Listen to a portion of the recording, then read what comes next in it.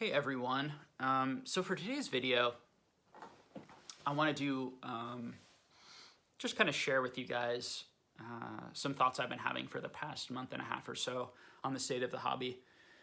So I've really refrained for a while from making this type of video because my goal, because I thought I would be most effective in sort of building my channel and being able to reach a wider audience so that I can share my opinions with more people by really not giving too much of my own opinions on things and trying to really focus on giving you guys all of the arguments that different people could make, and then you sort of making, your best decision for yourself. Now, of course I've shared opinions, on this channel, but when I've shared opinions, I've really been careful to have, what I think is just like overwhelming evidence for an opinion that I have. And you can obviously disagree with me. That's just my to the best of my ability, my understanding of why I'm sharing my opinion. It's like I have this opinion because there seems to be overwhelming evidence. For things that there really isn't overwhelming evidence for, I've tried to share both sides, and I've tried to discuss things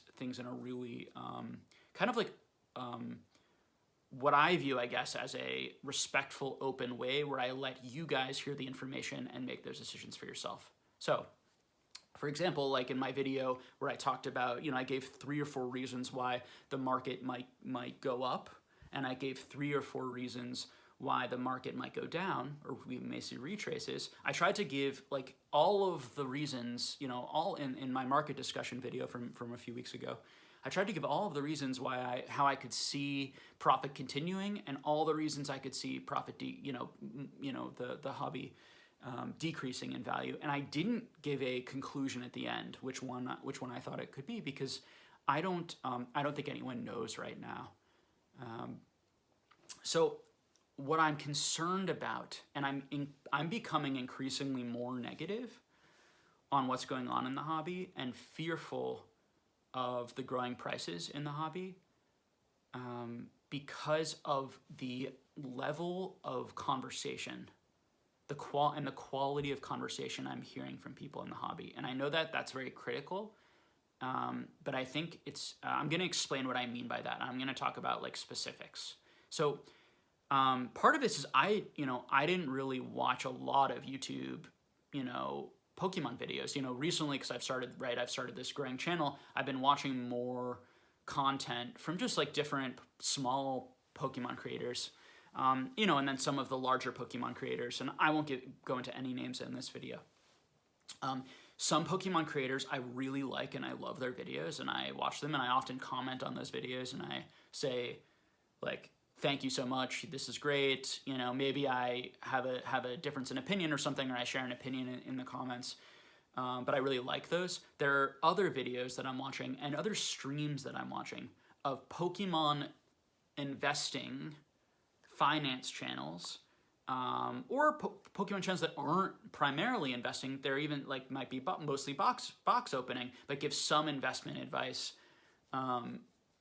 where I'm hearing things that are troubling me and making me more concerned, both really concerned for the individuals listening to these YouTube videos, and also very concerned more broadly for the whole market, because I think when people make really poor decisions and not very well educated decisions and make a lot of mistakes, that those bad experiences that those people might have could cause ripple effects in the community. And the more people who have bad experiences, whether that's, anything from, buying like fake product or getting scammed, overtly scammed, where they're overtly lied to about us, someone tells them this is the card you're going to get, and then they don't get that card or whatever, those people, and I see that a decent amount, to people and channels who more, I think, that these people who are giving this what I think is very, very poor advice, very unsound advice to people. I think one of two things. I think, at best, these people are a combination of sort of naive investors who really are passionate about Pokemon. They love Pokemon, and they think because their cards have gone up in value so much, maybe they have an overinflated sense of their ability or what they have to offer people or an overinflated sense, even more critically, I think, an overinflated sense of like that the Pokemon hobby is like can never go down, and these cards can never go down in value. So these you know, as a psychologist, these things, you know, and I'm very interested in human behavior, and I'm, you know, I'm a therapist, and I sit with people, and I see these patterns in lots of different people, let me put it that way, that I work with, that you know, friends, family, humans in general. We get into these bubbles, and not bubbles in terms of price bubbles necessarily, although that too, but we get into these bubbles of thinking and ways of thinking that are very hard to break. And in one of my earlier videos where I talked about common mistakes in Pokemon, I was really getting at one of this point, which is that people look for confirmation bias. And I'm going to repeat it again here because maybe some of you have never watched that earlier video. Confirmation bias.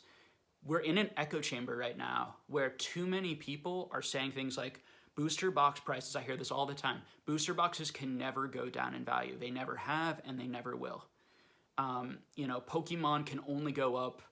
It's a sure thing. It's 100% thing. It's going to do much better than stocks. It's going to do much better than bonds. It's going to do much better than, you know, these different collectible you know, those asset categories that have historically been, you know, for, you know, many years, you know, 50, 60 years, have an average of, you know, 8 to 12% growth rate, right? If you're in the stock market, for example, that those you know, groups that have really proved themselves over the years are not as good of investments as Pokemon, which has been around, you know, which has been exploding now. You know, a lot of people are making that claim after being in the hobby for 3 months or 4 months or 5 months and just experiencing a huge, crazy amount of growth. And so what I would say, the advice I would give to you guys, you know, for people who are listening to this, I think a lot of people, honestly, I do think that a lot of people who are probably watching these people's videos are not taking everything that YouTubers are saying as gospel. And so that's a good thing. That's the positive, right? A YouTuber can come on there and throw out claims about things going up forever, or cards being worth 4,000 or 5,000. Like a card, right? I just heard a YouTuber say something like, they were looking at cards that sold, and they were saying that this card just sold for $5,000, and they said, wow, that's way too low. It shocks me how much that card sold for. It should have sold for $10,000 or $11,000. And I'm thinking to myself, what are you basing that off of? Like, people don't give explanations for why they think things are going to happen in this hobby. And I worry that people, younger people, and this might be naive of me, right? Because maybe people are just saying that on YouTube or saying that in these chats and people aren't listening to them. But I worry that sort of thinking is happening a lot in the market, and that these YouTube people and streamers are actually gaining a following, and there's sort of there's sort of like a cult type thinking here, where people just want to believe so badly maybe that I'm gonna strike it rich in life, and I'm gonna be a successful person because I got into Pokemon, because I'm getting into Pokemon now, and without any real research or knowledge about what these cards are, about the history of these cards, about how comic books went up and down in value, about how sports cards have gone up and down in value, about how certain collecting categories were once very valuable and now are worth basically nothing because times changed and people just weren't interested in them anymore. You know, no one can foresee the future. You know, that being said, and I think it goes without saying, I love Pokemon cards. I think that I got into them because I wanted to collect them because I enjoy them, and I know a lot of other people genuinely have that feeling and are not just in this to make money or for the excitement of that. And that core genuine interest is going to sustain the value of these cards through these ups and downs. I don't see I don't see any realistic scenario where Pokemon is just going to be, these cards are going to become totally valueless. And I do think Pokemon is going to become a established hobby with a lot of really savvy collectors in the long run. But on our way to getting to that point, we're going to have ups and downs, and it's going to be bumpy. And I'm afraid, particularly younger people, people starting out financially in their life who, maybe don't have the most money right now, want to believe that their booster box or these sorts of things, they're going to be able to retire on that. And so they don't have to like work hard in other ways or save money or put money in their IRAs accounts, or their, are over leveraged, or worse, are over leveraging themselves on credit cards, or they're gonna have to pay credit card debt to buy a booster box that that someone told them was definitely gonna go up, that was definitely gonna double again in the next few months. Scary stuff, guys. Scary stuff.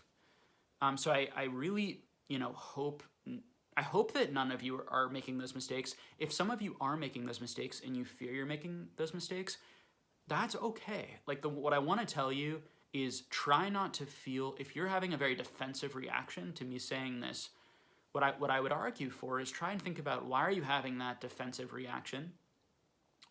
And maybe, think about, that you don't have to be so critical of me, and you also don't have to be so critical of yourself. Like, one, I could be wrong, and you can just say, well, Jake's probably wrong, and my box is going to double in the next few months, and these things are still incredibly undervalued. If you believe that, I hope you have reasons for believing that, not just because you feel that way or because you feel the hype is going to be endless, but you actually have some specifics that I just don't understand or I'm not aware of currently right now that is going to back that claim up. Don't use past performance as a future indicator of growth. Very dangerous. Very, very dangerous. Okay, so the other stuff I'm seeing in this hobby, which really worries me, is fairly big YouTube channels. And when I say fairly big, I don't mean huge, but with people where there are thousands and thousands of views, selling modern product in particular. Modern right now to me, I mean, WotC is such an offender too, because everything is just out of control. Like there's stuff on both sides, but a lot of those channels, like people selling like PSA 10, like modern like GXs for $50, $60, $70 of just like average Pokemon. And then people are buying that card, right? Because the person who sold them on that stream or something told them that card only has a population of 5, and that means it's like hugely valuable.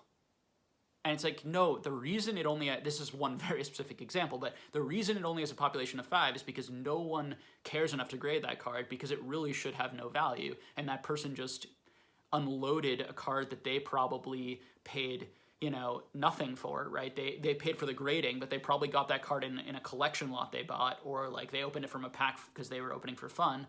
And now you've bought a $70 card that's really probably not even worth the cost of the grading, if I'm being completely honest with you. It's probably not even worth the $12 that the grading costs in the long run. That might not be true. There might always be collectors for those cards because people just like having a PSA 10 and they like having something in a case, and we love Pokemon so much and the hobby might sustain itself for long enough that card could always you could recoup most of the value of the grading or all of the value of grading on that card. But not only are they saying that it's worth $50, $70, I hear people saying that card's gonna be worth $1,000 in 30 years.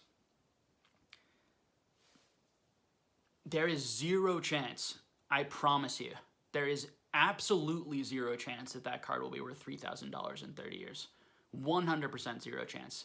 In order for that to happen, we would be looking at probably 20% of the world population would have to be engaged in Pokemon cards and would have to be collecting PSA graded Pokemon cards, which is never going to happen.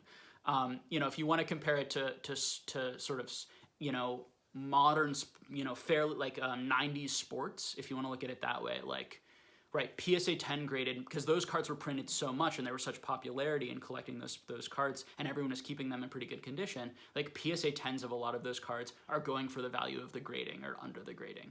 In some cases, you have your Michael Jordans, if we want to look at basketball, you have your specific, Charizard, right? Like cards that are going for more, but even those cards have barely grown or stayed about the same. Some of them. And, you know, I think probably eventually I should do videos where I like talk, I do comparisons to other hobbies to help people in this hobby get outside the bubble a little bit, because I don't hear enough people in Pokemon comparing Pokemon to other hobbies, which worries me, and other collectibles. I think there is a lot about Pokemon which makes it, and particularly before all this price spike, and I was really bullish and I was saying all these positive things, that makes it such a that it was so prime for such explosion, and I really believed in the hobby, and I think that Pokemon was so undervalued because I just know Pokemon's effect on certain people, and even kids to this day. People just love Pokemon so much, and that intense connection and nostalgia is real, and isn't necessarily real in all collectible categories, or to this extent. But don't get that twisted. There in the world, when we're speaking broadly, there are very few people who are that interested in Pokemon, and even a much smaller subset of those people are interested in the cards, and a smaller subset of the people who are interested in the cards are hardcore collectors who actually are going to like spend tens of thousands, of hundreds of thousands, of millions of dollars on a piece of cardboard. And then of those people, a smaller portion are actually going to have the money to buy those cards. Now, so there's that funnel. So we have a very small group of people who are ever going to be capable of doing that. Now that might grow because we might get 3 generations of potential people like that. And our generation, the people who are like that are going to get more and more capital. And I've talked about that in other videos. But listen to people who make arguments like that, okay? Don't listen to people who say these cards will go up forever because population, because there just aren't a lot of these. And, you know, I hear people say things like booster boxes. Booster boxes are always going to go up in value because there's always going to be fewer of them, because booster boxes are always going to be opened. That's just such an oversimplification of what the value. You know, Harry Potter booster boxes, you know, you can look at booster boxes. I think actually there was a little bit of movement on Harry Potter booster boxes recently, funny enough, but almost nothing, right? There are all types of booster boxes from all sorts of collectibles that might be very rare and scarce, that there is zero value associated with, and people are trying to fire sell them, okay? So let me repeat this. Rarity and scarcity does not equal value and price. It has to do with popularity and how much people want these things. And that is very psychological, and that can change over time. What I'm concerned about in the hobby is that because people are making really poor decisions, because people are over-leveraging themselves, because people believe that they're getting a great deal when they've bought a card for $5,000 that was only $500 3 months ago, you're not getting a great deal. Like it's fine to be like, that is just, I believe that that's the new stable market value price, and I think it's going to continue to go up, and these are the reasons. Totally understandable. Like I support you purchasing those cards at those prices if you believe that. But to come out, but people's responses are, oh my God, I got a steal. It's like, how did you get a steal? Like that, you just paid the highest price anyone's ever paid for this. That's the type of behavior and the type of mindset I'm concerned with. Either that people, again, are just so naive and are just in this bubble, you know, echo chamber, or they're lying and manipulating other people to buy it, to continue to push the market up. So only time will tell, you know, with those sorts of things. And, you know, and to that other point I was making earlier before we wrap up here, please, you know, the best way to not fall for these types of things, and I guess I'll summarize it like this, and I repeat this in a lot of my videos, please go onto PokemonPrice.com. Do your research on what cards are selling for, on what they've sold in the past. If there's no selling data on a modern card, it's very likely because no one wants that card. No one is buying that card. Don't let someone sell you and push a card on you that there's no market for. You know, some GX, EX card in PSA 10, some random card, you know, selling you for $50, $60, $70 that nobody wanted. Nobody wants it. That's why there's no population. Okay? That can change in the future, but it's unlikely to for a lot of reasons that I've continued to say in my videos, just about the amount of those that are printed, the fact that there's so many of those cards sitting gem mint in people's binders, And the fact that as Pokemon moves on, there's going to be more and more product that sort of fits that mold. You know, there's never going to be any WotC product again. There's never going to be any of those original first edition cards again, very likely. And nothing made from WotC with that specific first edition print. There's certain cards, and there's nothing like trophy cards. You know, there are more trophy cards come out, so that's not true. There are more trophy cards that come out, but much fewer, okay? And they're much rarer and scarcer.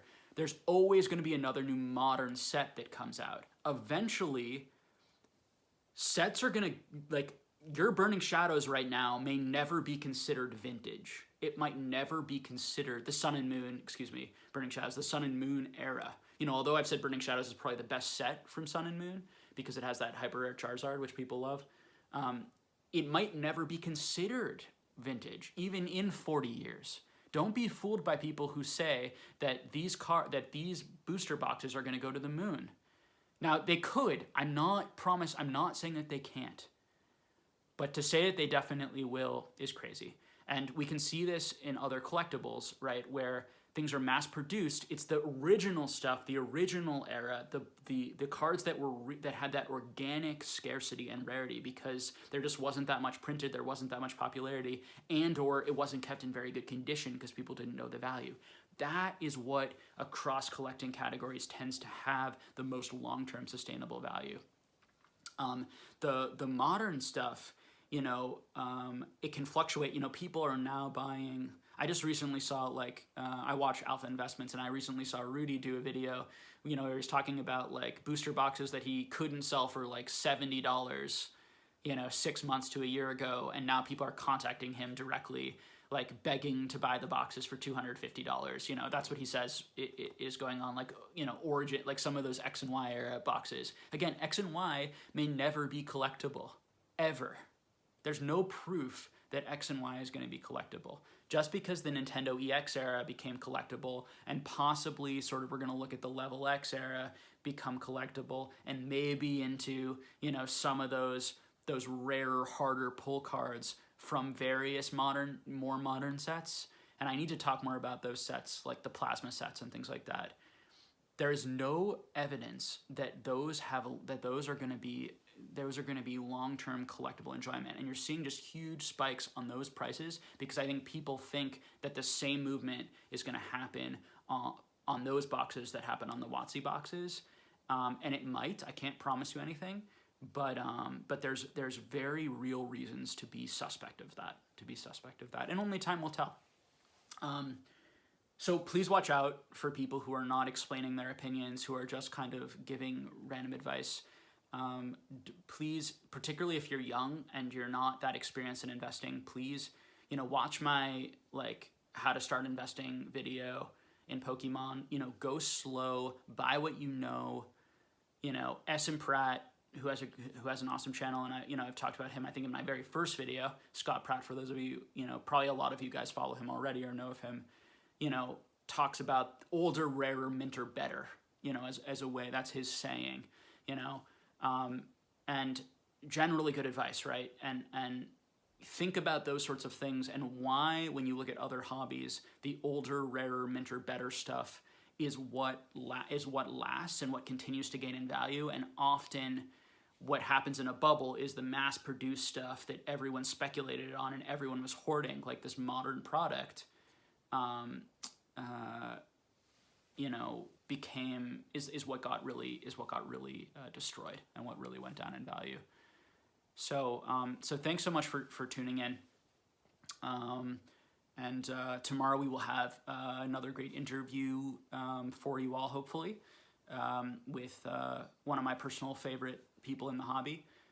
So I hope you guys will enjoy that, and I will talk to you all again soon. Thanks for watching. Bye now.